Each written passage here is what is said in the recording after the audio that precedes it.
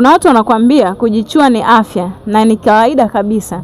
Lakini nataka nikuambie ukweli ambao hawakuambii. Kitaalamu unapojichua hauathiri tu mwili bali unajiathiri pia kisaikolojia. Sasa hakuna afya kwenye kitu ambacho kinakufanya ujidharau baada ya kumaliza.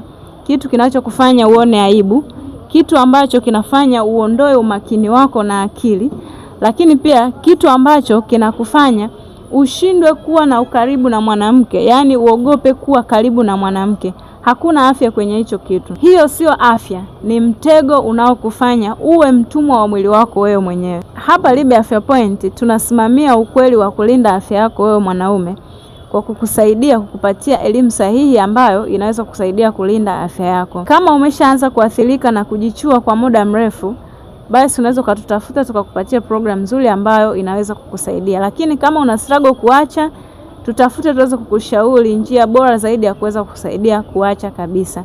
Share na like hii video ili watu wengi waweze kujifunza pia.